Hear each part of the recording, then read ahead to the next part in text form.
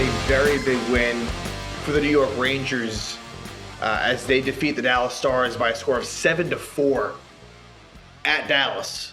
So the Rangers, they've only had one 3-game losing streak this season. And in that 3-game losing streak, the Rangers lost twice in overtime. So again, the resilience remains where the Rangers lose 2 regular games in blowout fashion against Minnesota and St. Louis. And this Dallas game was very big in terms of how this road trip is viewed and maybe where the direction of the team is going. And not only the resilience of that, but this game went off to a horrible start. The first 5 minutes were as bad as you could really expect. But the Rangers, again, find a way to right the ship. And now, really better days are ahead in terms of the schedule. I believe 24, what is it? So the Rangers improved their record to 37-17-5. So that means that they have played 59 games on the season, 23 remaining. And so I believe maybe 14 of those 23 are at home. A lot of home games, a lot of Eastern Conference games. The Rangers have done very well with that combination. At the Garden versus the Eastern Conference, they have been nothing short of brilliant. So this was a really big win against Dallas. Very big. So the Rangers in this one, they went with 11 forwards and 7 defensemen like they did in their other win in this Western Conference road trip against the Winnipeg Jets. Where Libor Hayek would suit up as the 7th defenseman. He did not play much at all in this one. He played maybe a little more than 5 minutes. Yeah, like 5.5 minutes. And Ryan Reeves was a healthy scratch. And I'm perfectly fine with that. I think that should have happened sooner. Ryan Reeves is someone who there's an absolute purpose for him. And I'll even go as far as to say he should probably play on most nights. He should. But he shouldn't play every night. And I think it was good that he didn't. And so Tim Gettinger is out, but also Greg McKegg returns. So McKegg, and this isn't surprising, especially with the Kevin Rooney injury. McKegg playing isn't much of a shock. But what is interesting, though, is that it sounded like McKegg wouldn't be involved in this road trip. There was only one game left, but he, I guess, arrived in Dallas and he played. And so really it was a fourth line of McKegg, Gauthier, and then just a rotational piece. Sometimes it was Panarin, sometimes it was Barkley, Goodro. It really changed. But the good thing this time was McKegg can play center, whereas when they did it in Winnipeg, they had to have a center every single time take that spot because in that game it was Tim Gettinger. And I guess maybe Ryan Reeves was probably the other fourth line winger in that one. But the Rangers really got off to a very bad start. And Shesterkin was to blame, honestly, for this goal. 49 seconds in, defenseman Esa Lindell on a tough angle, backhand shot, somehow sneaks it by Shesterkin up high. I have to think that the positioning was better on that one. It doesn't go in, but it does. And so Dallas takes a 1-0 lead right away. Then, less than 5 minutes into the game, the Stars take a 2-0 lead. And this was a goal by Tyler Seguin on a deflection on a shot by Kivi Ranta. As Seguin was battling with K'Andre Miller in front, he gets the stick. Seguin deflects it in, and it's 2-0 Stars. So, horrible start. Here we go again. But the Rangers just find a way to settle this game down, and they basically explode for 4 goals in a matter of about 5 minutes of play. Just an absolute explosion. And the first goal was by Greg McKegg.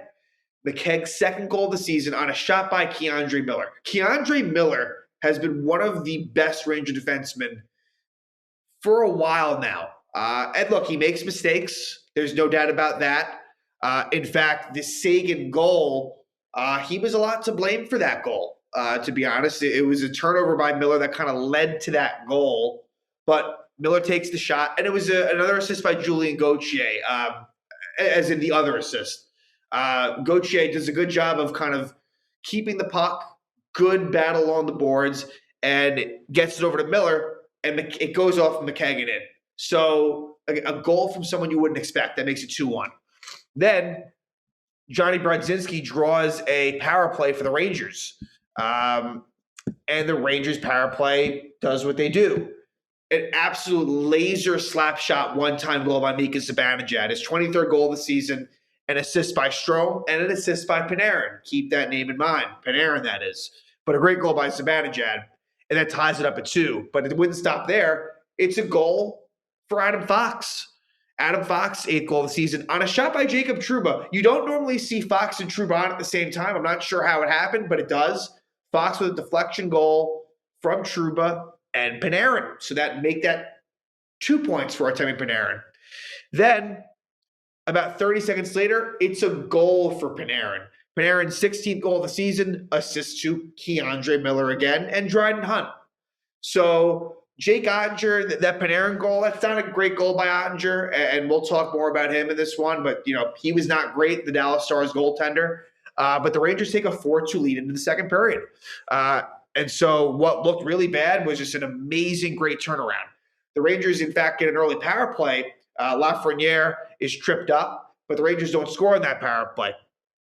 Then at 5:12, it's a penalty by Ryan Lindgren, interference. Ryan Lindgren, it's been tough. And he might be hurt, like he might be banged up. Either way, though, it's just been a struggle for him. And I felt like in this game, it was a bit of a struggle as well. He didn't play all that much, again, because, Libor Hayek was in the lineup. So Hayek took a little bit of Lindgren's ice time. But the Rangers, as they're trying to kill this off, they take another penalty, and it's Johnny Brodzinski. So Brodzinski, it was good that he, led to that power play goal, but it was bad that he takes a penalty. It's a tripping penalty on Brodzinski, who took a delay of game penalty last game, so that's not great. And at the very end of the Lindgren power play, so on a 5-on-3 with 1 second left, Jason Robertson scores. It was a shot by John Klingberg, and it goes off of Robertson's glove and in. Kind of a freak goal. That's all you can say about it. Shesterkin kind of thought maybe it wasn't a legal goal, but it was. And the Stars cut the lead to 4-3. But then it's former Dallas Star Patrick Nemeth with a really nice effort to score his second goal of the season. So McKegg, when you get goals by McKegg and Nemeth, that's a good sign. So Nemeth, the former Star, behind the net, just puts it out in front, whacks away, and it went past the line. It needed to be reviewed, but it was a good goal. The whistle blew after the puck crossed that line, and so Nemeth gets the goal on an assist by Panarin. So make that now 4 points for Panarin and an assist to Dryden Hunt. So that's two assists for Hunt. So that's a really big goal to give the Rangers a 5-3 lead going into the third period. But in the third, it would not be easy. And at 8:09 of the third period, it's a goal by Joel Pavelski. Pavelski, who recently signed a 1-year extension with the Dallas Stars, gets the goal, and he was battling with Ryan Lindgren, and Pavelski got the better of him. Pavelski gets the deflection goal, and it makes it 5-4. But the Rangers get a really big goal, and this is a really bad goal by Jake Ottinger. And really, honestly, really the last 3 goals by Ottinger were not great. The Panarin one, the Nemeth goal, and now Barkley Goodro scores his 13th goal of the season on an assist by Philip Headel. This is a goal where Goodrow just streaks down the left side and takes just a normal wrist shot, and it beats Ottinger 5-hole, and it gives the Rangers a 6-4 lead. And then Brian Strome adds an empty net goal to give the Rangers a 7-4 lead. It would be Strome's 14th goal of the season. It's an assist by Dryden Hunt, so 3 assists for Hunt, and then another assist for Panarin. That's 4 assists. 5 points for Artemi Panarin. And it was a good game for Panarin. I mean, was it a 5-point worthy game? Absolutely not. It wasn't. And that's Panarin in a nutshell. Panarin, he puts up the points, even when he doesn't look like he's doing all that well. But this was a good game for Artemi, making a lot happen.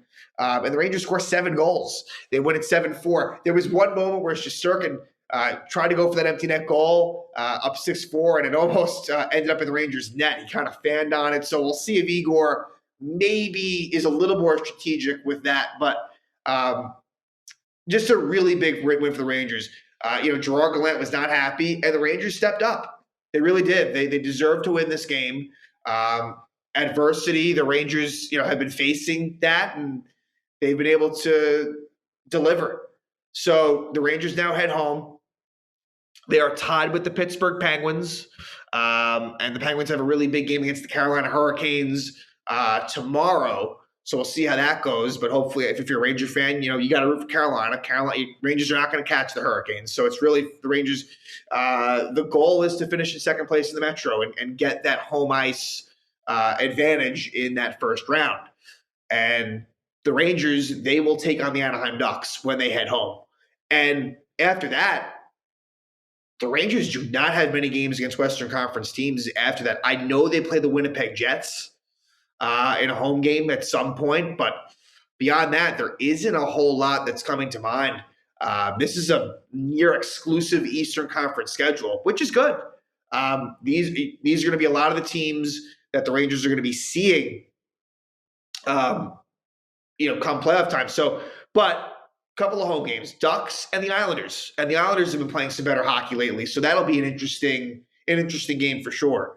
So Rangers improved their record to 37-17-5, 5 points on the night for Artemi Panarin, and hopefully the Rangers now can get a little bit of a winning streak going. That's what they've done in these situations. Whenever they've kind of struggled, they will turn maybe a 2-game losing streak into maybe a 4-game winning streak.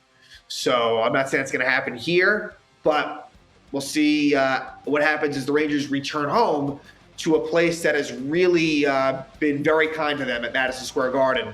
And so I'm very excited to see how the Rangers do with about a week left before the trade deadline. So that's something else to think about. We'll see if the Rangers, if these last few games here, 4 more games before the deadline, how this team looks now as compared to after March 21st.